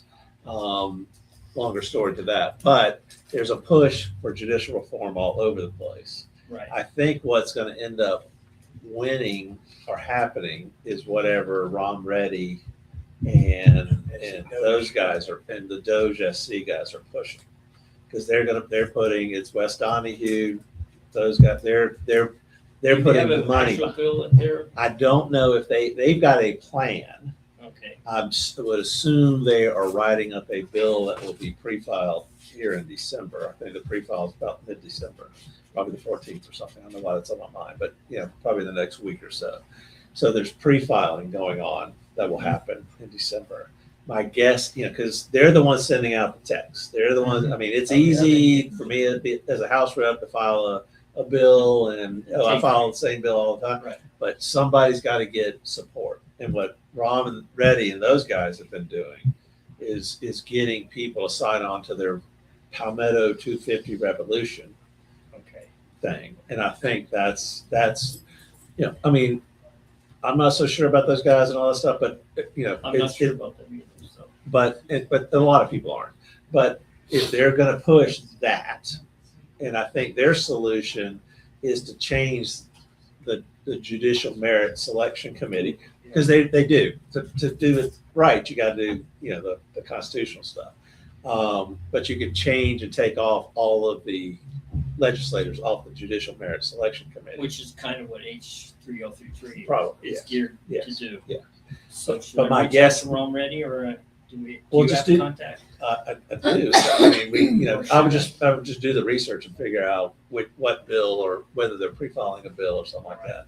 There should be something probably on their website or whatever they're talking about. My guess is they're going to pre-file a bill. It will probably be pre-filed by more establishment people, which has probably more opportunity to get through, because if the establishment's okay with it. I think Merle Smith, the Speaker of the House, has come out positively about it. So that is a good indication of it being filed in the House and getting through the House. All right. But the Senate Majority Leader, Shane Massey, sees no need for any judicial Right. reform. He said- So guess who's up? Who did I say was up for election this year or next year? All the House members. Who's not up for re-election? All the Senate members. So this is where you got to have a long memory, but 2 years from now, the good thing is 2 years from now in 28, June of 28, they'll all be on the ballot, House and Senate. So then you have an opportunity to really hold their feet to the fire in 28. So, I mean, it's going to be a tough one to get through, judicial reform, but Ron Reddy I haven't seen the numbers. Somebody has made some references to some spending through maybe their PAC, which is reportable, that they're spending money. So What's this group? They're buying TV Doge ads SC. too. Don't see. They're buying TV ads. yes, I Seen see them on TV Fox. ads. Yes, and I will tell you, there is a rumor that he may throw his name in the hat to run for governor. Who? Ron Reddy. Ready? I mean, he'd have to throw $10 or $20 million in there, but you never know. Not like you don't have it. Well, I mean, maybe he does, maybe he doesn't. Yeah, I've never sold on most of the people that I know that have a lot of money. You would never know. Most people that you think have a lot of money don't. So I never really know. It's got a nice beach house. Okay. Yeah, I mean, I don't know what his mortgage is. I don't know what his other stuff is. But you never know. But there's an issue of, are you willing to spend it? He does seem to be spending some stuff. I mean, look at John Warren here in town. He ran for governor 8 years ago. Jeez, it's been a long time. I think it was 8. 8 years ago. Yeah, it was 8. He spent $7.5 million of his own money and got Zippo out of it. and I think he got burned. You know, and you know he dabbles here and there, but I think he's like, maybe he didn't have an extra $7.5 million to throw away. You know, Michael Dell and his wife gave $6.25 billion away this week. Potentially, yeah, but I mean, but his net worth is 152 billion. It's nothing. It's interest on interest, right? So I mean, it's there's different levels of wealth that are out there, and for some people, spending $7.5 million or 10 million or 20 million is nothing, and some people they're like it's a bad taste in their mouth. So I don't have a particular problem with people like that. Donald Trump did it, to whatever extent he did. I don't know how much he came out of pocket, how much he's gotten reimbursed. I don't know, but that's he's hitting on some things that we like and appreciate, and judicial reform is one of them. But he's also said Ellen Weaver is a good person. She signed on his Pamela Revolution. So, whatever. I don't know. So we'll see. She's not. It's really just people that. I don't think so. Just thinks that she's okay. Yes. Yeah. So she's gonna do this. Yeah. So we'll see. We'll see. Again, meeting next Thursday, 7 o'clock. No dinner this week, No dinner this month, this next month. month. I'm not coming. Fortunately or unfortunately, it's the same night as the Anderson Christmas party, which You got a better offer, right? I get it's not that horrible. We go every year. We got to go and support those guys, and I do like going to their Christmas party because who was the house rep over there? April Cromer. She literally will not look at me or speak to me. I was talking to the former chair. Me and the former chair were sitting there talking. She walks up, says hello to him, looks at him, won't even look or say a word to me. That's another name that came up on Yes. on those other two bills. Yeah. But the Freedom Caucus travels in packs. It's a very small pack, of people, and there's, Like a we'll see. offline comment about them between you and I. Okay. There's a lot of comments about them. So I mean, They don't it's want to be held accountable either. They don't. No, They don't. I consider that they're a foil. Well, They're to say we tried. They're Yes. like the old time Republicans, they like being the losers. yeah. I mean, That's- victim, that's their victim, role. victim. They're always a victim. Yeah. I mean, if And I they think this wanted to my win, personal opinion, I think establishment uses and that go out and do all this grassroots stuff that everybody likes, and you satisfy the grassroots, and the establishment still does whatever they want to do. Hugh Leatherman did it on the Senate side when he was president of the Senate and chairman of Senate Finance when they let him have both jobs. Yeah. I mean, he let all of them go pick on him. All of you guys go campaign against me. You can trash me all day long as long as you keep. But the same people that trashed him would reelect him as president of the Senate and as a chairman of the Senate Finance. Yeah. I'm like, that's where you're seeing how the game operates. Yep. So I mean, that's just what they did, and I'm now seeing it online. I mean, obviously we took a stand of asking and challenging them early on because of the Adam Morgans and all that stuff that we've dealt with, and seeing what they did down in Lexington.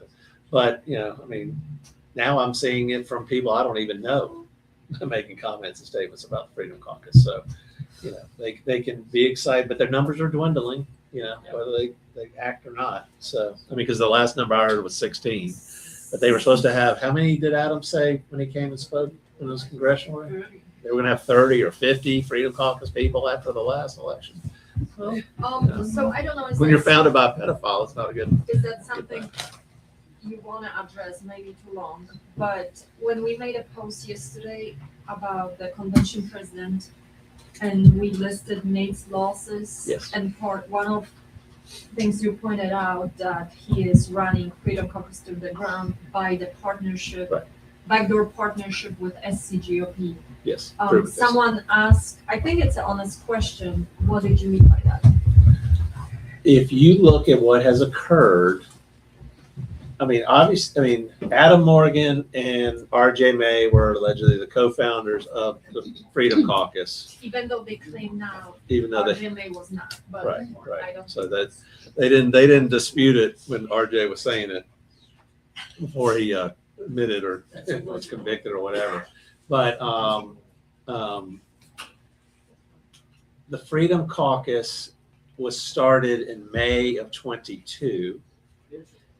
We took over here in Greenville from Nate and Adam and all of those guys in March, April of 21. That's when we were all elected.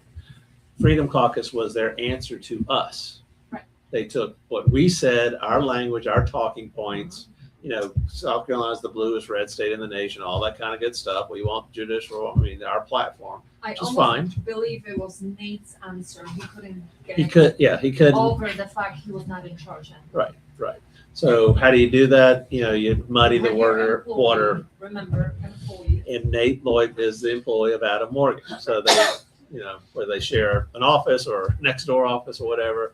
He is their office manager for their business, Majesty Music. And Adam is, what is he, Commodore Adam?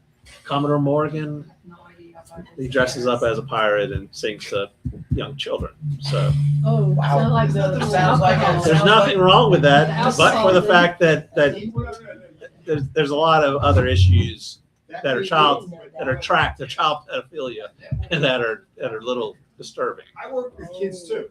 Yeah. You're gonna point at me?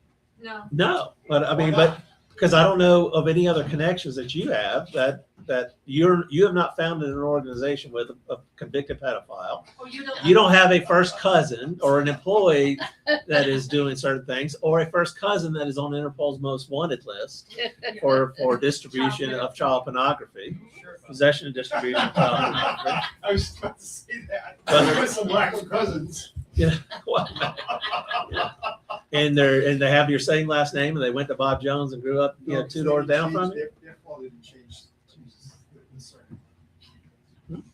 Their last name is Polakowski because their fathers didn't change their. Oh, you mean now that you're gonna blame the Poles? Well, the Russians and the Germans did, and everybody else. Sorry, There's other connections, and I'm trying to give him the benefit of the doubt because it's a children's ministry. Sure. And And there may not be a, should he have done something with RJ May earlier? Yes, without a doubt. Without a doubt. should he have done it? Should Adam Morgan have done a lot of things? Adam Morgan actively participated in the 2021 reorg fraud. He went and door knocked and harvested ballots from people I understand that. in 21. I'm not a fan of him politically. I just want to divorce the two things. But somebody who's willing to do what he has done out there with those types of things, I really don't think should be around children. Well, let's get back on the But- Freedom Caucus connection. But Nate is obviously tied in with Drew McKissick and all of that stuff. What we have noticed consistently within the reorg process, and I've talked to people, statewide folks, about this, that are in the know and been in the know a lot longer than us. Who's picking on us? It's the Freedom Caucus people. They went after Lexington. They came after us. Wow. They endorsed, Jordan Pace, the chairman, endorsed, the Rhino person for state EC in Berkeley County and claimed he didn't know that we were trying to, take over and do things. We told him, twice, multiple times, he knew, and they are not partnering with us on trying to accomplish these things. They're not partnering with us to try to get rid of Drew or close primaries or do anything like that. Even though we have reached out and offered that to them, they're saying no to us. And what they have done is worked cooperatively with Right. Drew to take over our accounts. That's where they're getting their power enforced. Right. And when we say by us, we don't mean just Jeff Davis. We mean The America First MAGA America First. movement. Most of the Freedom Caucus people are not Trump supporters. You wouldn't see them. But back to the question that this one statewide person discussed with me is you're not seeing Merle Smith coming after you. You're not seeing. I'm not a favorite fan of Shane Massey and in the Senate Republican leadership, but Shane Massey's not giving us a problem. Who's giving us a problem? Adam Morgan right down the street. All of those guys are the ones giving us a problem. It's not Merle Smith. They literally tried to tell us. The Freedom Caucus tried to plant a story that Merle Smith was going to take over the Spartanburg reorg because they didn't want us to win in Spartanburg. I'm like, I just like sat back and started laughing. I'm like, really? We are a blip on the screen for Merle Smith. He doesn't care about what we're doing in our inter-party fightings, but the Freedom Caucus for some reason does. Right, of course, I think you hit the nail on the head. Adam Morgan was being challenged by America First MAGA here in the county party, and he didn't like that. So this is his retribution. well, I don't know if it's retribution directly, or it's just that he wants he wanted to solidify his power base, and he wanted to try to minimize the America First MAGA here in this county. So he could run for Congress in that respect. But we also cannot forget, what is their business? I mean, he's in the child ministry, singing songs to young children dressed in a pirate outfit. But what is his parents' business? Educational consulting. Who do they sell to? Government. Schools. Who do they? I mean, Yeah, but see how that's short-sighted on their part, because if they have a good product, they could sell it to non-government schools as well. they pushed the First Steps Accountability Right. Act or whatever, which took out competitive bidding. Right.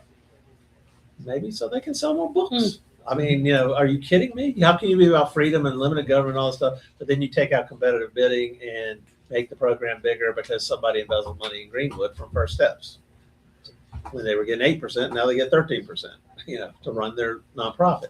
I mean, it doesn't make any sense. We've just asked the simple questions, and they don't want to come to the table. I will give credit where credit is due. You're asking for accountability. Yeah, which is what we're supposed to do. That is our Yes. job. Yes, yes.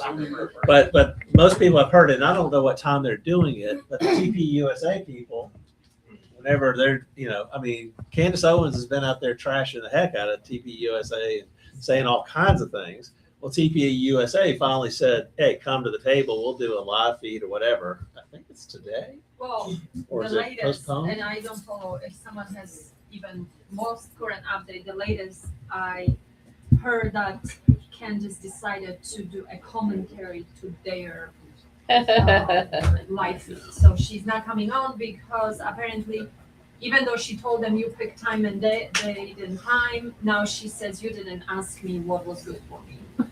I'm just reporting on the taker side, yeah. so. I mean, that's, what we have always volunteered is we will show up.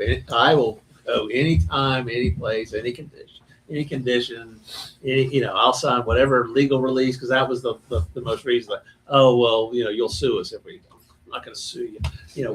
So I'll sign a release. But I mean, you've got to be willing to talk about it. And that's what I thought TPUSA and Candace were going to do. But apparently she's maybe back away from that. But I mean, Adam and those guys will not come talk to us about it. Well, in all fairness, she's not used to talking to people who can actually articulate a response. She- Candace? She's usually the voice of reason, arguing with insane people. Now she's trying to It's going to argue be with tough. people with, that can articulate an argument, and she's like, I don't know how to deal with that, so. Well, I mean, they she's should, backing out. meet and talk privately at first. I don't really care how they do it, but they got to come find out what the truth is. And I'm not saying buy off people or whatever, that type of stuff. But they ought to be able to figure out what the reality is. We're done. Thanks for joining us. Yeah, Network took a huge upgrade. Did it? Wow. Okay. Oh, yeah. yay, Four Christmas new gift? servers in there. go get them, yeah. Or new. So what are you up to? They're little servers. They're tiny, but they're Okay. powerful. All right. All right. Thank you, gentlemen. Good work. The Brain Trust. What else? We can finish early, but we have 20 minutes. Anyone? Oh, Chris. I haven't heard anything about Paul Dance for a long time. Is he still running? He is still running. He was on Tucker Carlson's show, or he was interviewed by Tucker a couple weeks ago. Tucker endorsed him or whatnot. Oh, okay. We haven't circled back and talked with them and scheduled anything since he was here last. But Paul Dan. So He's also running. I just haven't heard his name dropped anywhere for a while. he's on social media. I kind of follow it. He's doing some reels and some things like that. My only concern is I'm not seeing a lot of traction. You know, I mean, it's going to take a lot of money and a lot of something. Yeah. In Well, so I thought he needs to get started if he's gonna, Yeah. get that traction. yes, yeah. Okay, thank you. So, but no, he's still out there. So Yeah. it's three people in the race: him, Paul Dans, Mark Lynch, and Lindsey Graham. Yeah. You know, but it's interesting. You know, I don't know. It's to sit there and see. You know, not to bash on Mark Lynch more, but to see the Mark Lynch team bashing the hell out of Trump and pushing the Massey and the Rand Paul stuff that they're doing. Oh, When, I mean, of course Trump's going to be supporting Lindsey because Lindsey is supporting Trump, whether we like it or not, or whether he's going to keep Exactly. doing it, or whether Chairman of the money. whether he's doing it because of he has to do it, and they got something over whatever the thing is. But I'm like, I can't understand the other campaign. Short-sighted. Yeah, it just makes no sense to me. He's a hard man to talk to at times. Yes, I mean, But and he can be talked to. and he had there was a recording of he spoke at a church on the 24th, and he's talking about acting like he's a big Trump supporter, and I'm like, well, all your people are bashing the hell out of Donald Trump. I mean, and we talk about it here. I mean, we're not just bobbleheads ourselves, but I give him more grace than most because I understand the massive complexity of what Trump is trying to do on a national and global level. I give him a little more grace, and I don't really care about the New York, kind of actions, that type of stuff he does, because I see through to what's being accomplished, and again, not as much as we want, but a whole lot more than I would have ever expected, Especially in a short period of time. Yeah, he And, plays yeah. 3D chess upside down. Yes. Crazy. So, but I mean, I just, it's so hypocritical and bizarre to me. So I don't understand it. So I don't see how you're going to accomplish. I think there was a way to beat Lindsey Graham. I think that time to have implemented it is perhaps past. Yeah. I mean, At something least could catch close. fire. Yeah. I don't think it's going to be Mark Lynch. It could be Paul Dans. But Paul Dans doesn't sound like a local person, and then whether you like this type of stuff or not, it's kind of, it's culturally ingrained in some people. They want to hear a Southerner or somebody that kind of sounds and looks like that. I thought it was hilarious that Mike Burkhold, he's from here. And when he opened up, when we interviewed him the other week, he talked about the fact that, he is from South Carolina because that question comes up. Because he's got the beard and he dresses, the mustache, and he dresses a certain way. He looks like he's from Texas, I mean, it's a good look. We got it right here, we got our own version. But I'm like, it's he is having to answer it. And he grew up here in South Carolina. So imagine somebody who didn't grow up here in South Carolina having to answer those questions. So we'll see. It needed to be a more grassroots, build coalitions, not, I'm not going to talk to you, type thing, which was the path Mark Lynch is, right? Which is why we reached out literally a year ago, probably 14 months ago, saying, hey, it appears you're going to do something. Do you want to sit down and talk so we can all reconcile this stuff? This is the problem we have on the conservative side.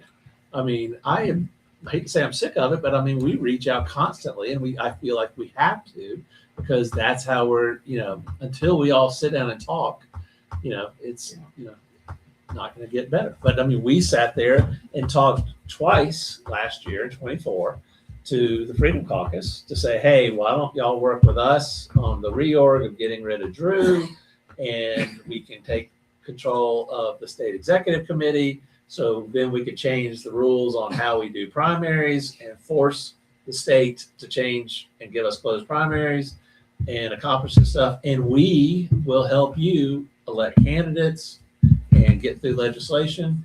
And they had no interest in that. You're going to tell me you have no interest in working with Greenville County, Spartanburg County, Anderson, Pickens, Oconee, York, all of our people in all the other counties and out there and across the state. You're not interested in that. Okay. Then I don't think you're really interested in what you're saying you're interested in with the Freedom Caucus. Dan's had a good interview with Tara the other morning. Did he? Yeah. Yeah, Yes. that's where I heard him. I knew I heard him somewhere recently. Yeah, somebody told me he was on Terra. I did see a post where he had done a clip, a 57-second clip. I didn't listen to it, but it said it was with Charlie James. And it was a real, but I've heard Terra. But it was on Terra. He could have been on both. But I saw it was 57 seconds. It was a reel. It'd been up there for 6 hours. It had 5 likes. We've got to push it. 5 likes. You're promoting. Just 5. Oh, my God. Oh, are they really? They're having her on all the time. Really? Interesting. Yeah. She's constantly on. Okay. That's I That's heard it. him on Tucker Carlson.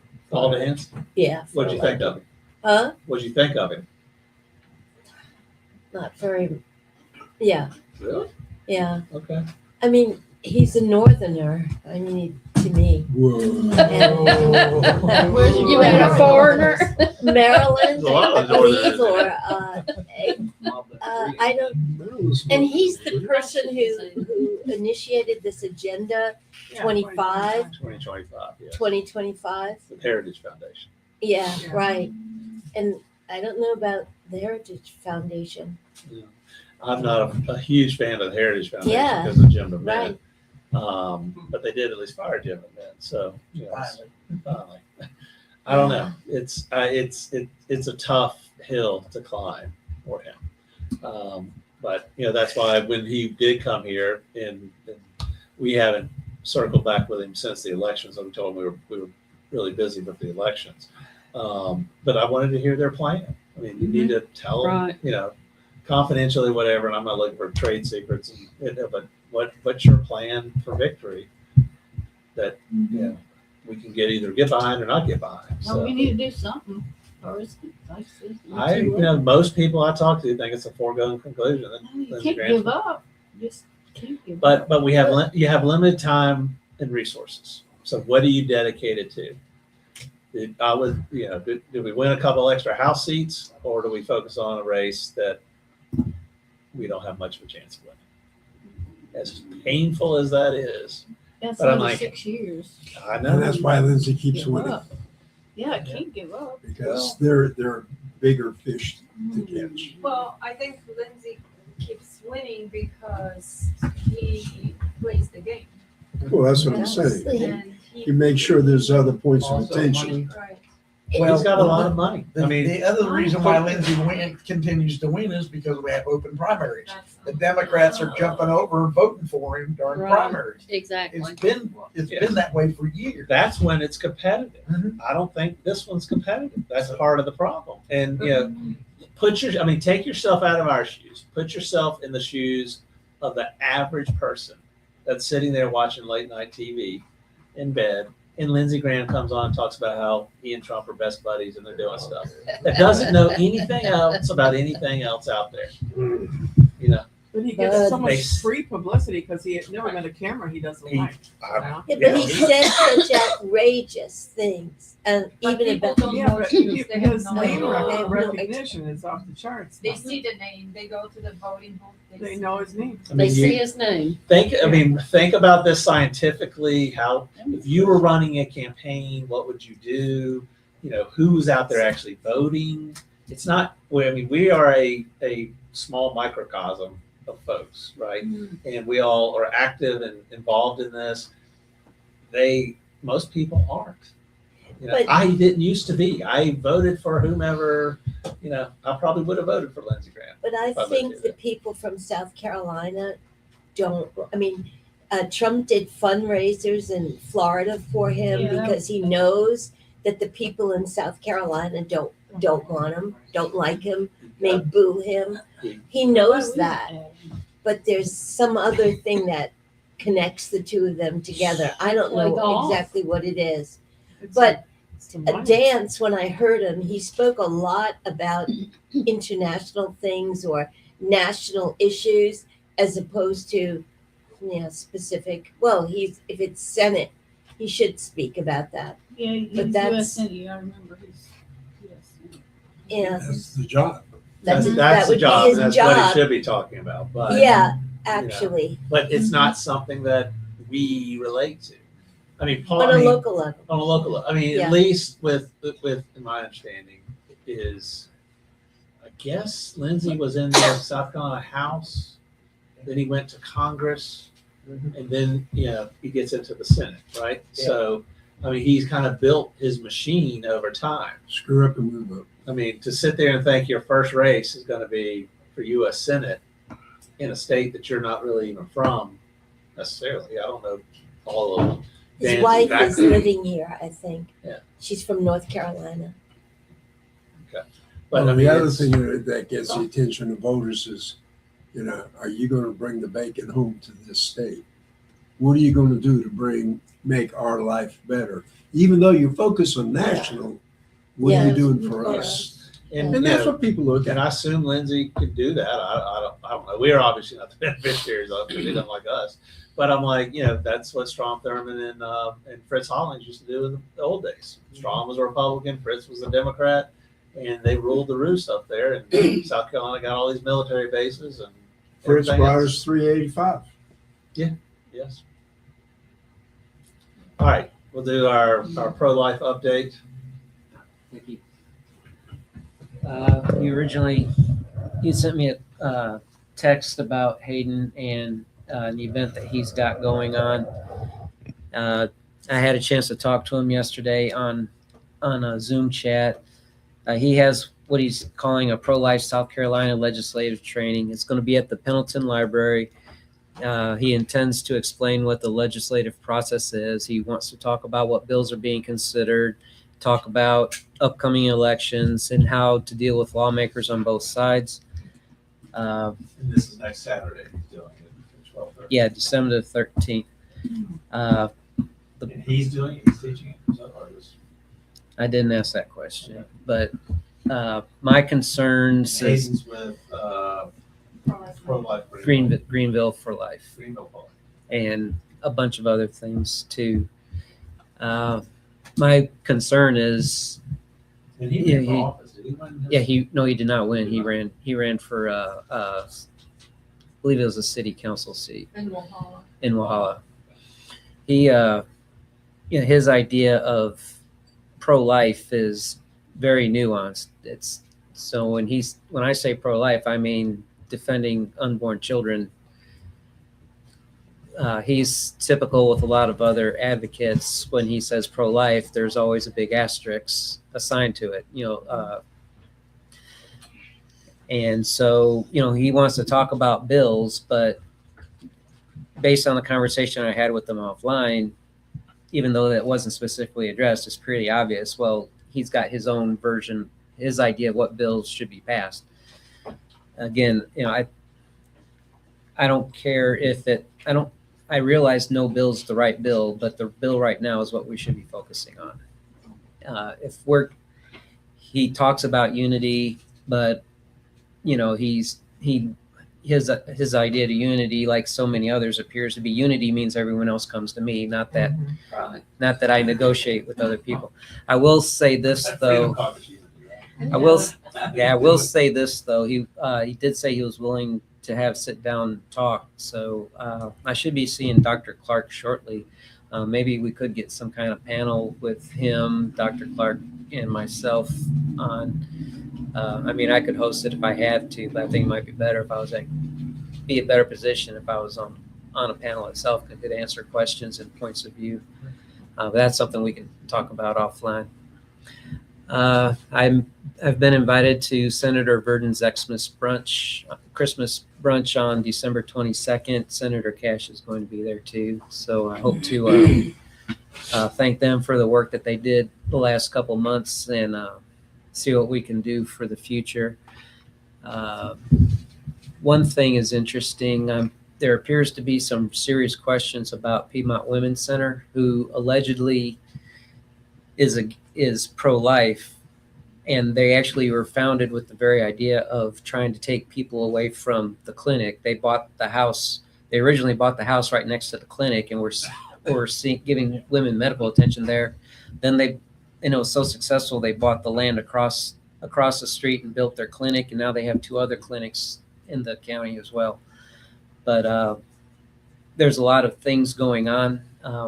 To say that they're frenemies is probably a decent description.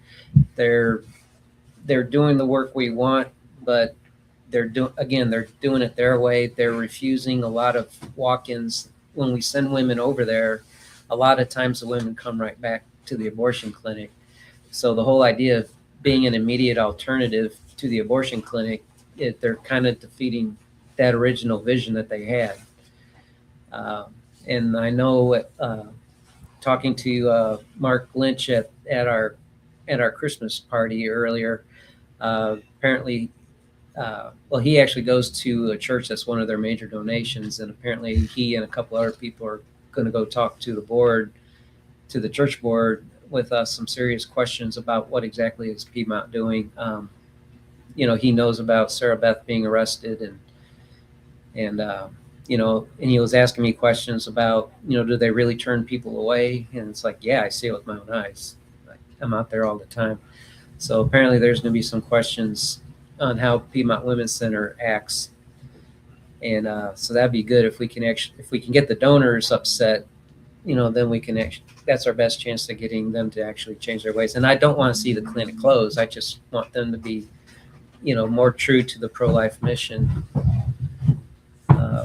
And I did have one question, especially since we're now talking about the upcoming primaries. Have you had any chance with Solicitor Crick yet? Because I'd like to start looking for alternative candidates if we can't get anywhere with her.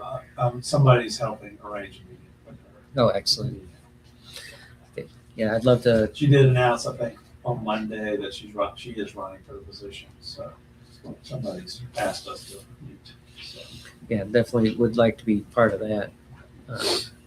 And I'll probably still look for some names as well, just to be on the safe side, especially because March is going to be here before we know it. Mm-hmm.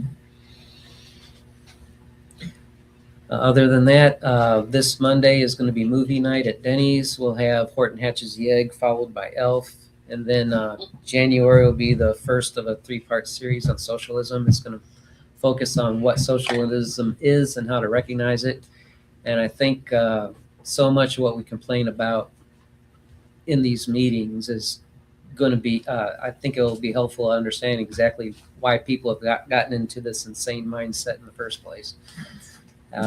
Then February would be how it's infiltrated the church. And then March will be a proactive one. It's going to be how to interact with socialists and publicly and private, how to address them on a one-on-one basis. And I assume y'all moved it from the 12th of January? Yeah, it's going to be the 5th. We moved it up a week.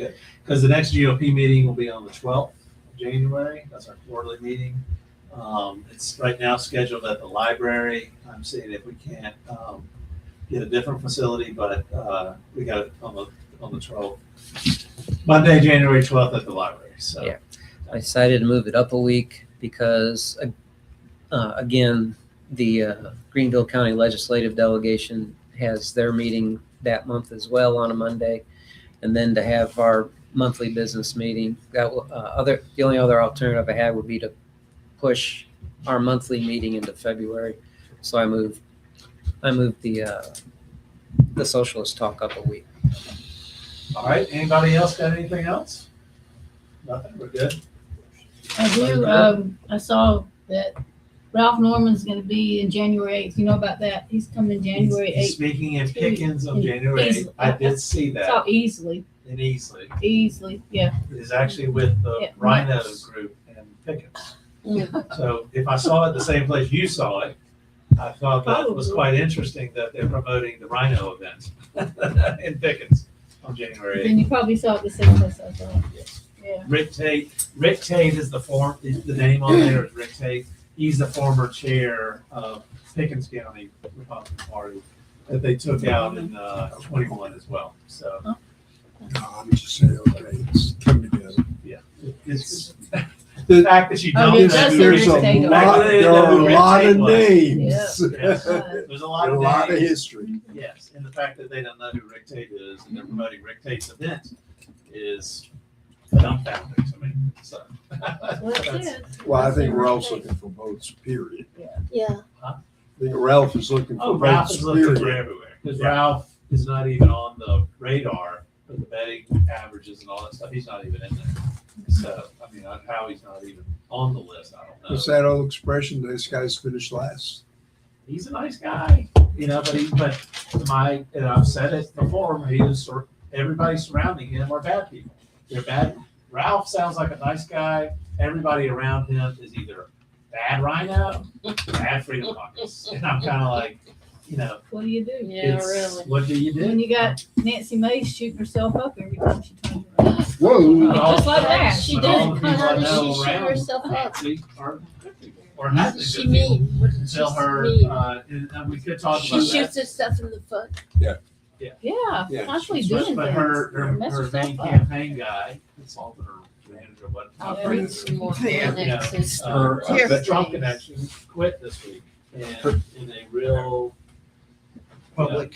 public Nancy dramatic. Mace. Okay, I'm going, So- okay, are we about to finish? I'm gonna Yes. finish it with the last comment on Facebook from our post about update on Pickens yesterday. Yeah. Someone said the real conservatives fell short last night and easily, but we are coming for you, conspiracy theorists. We are taking the party back. Time to get stupid out of the GOP. What does that And who mean? is that? His name is Rudolph. Rudolph Bell.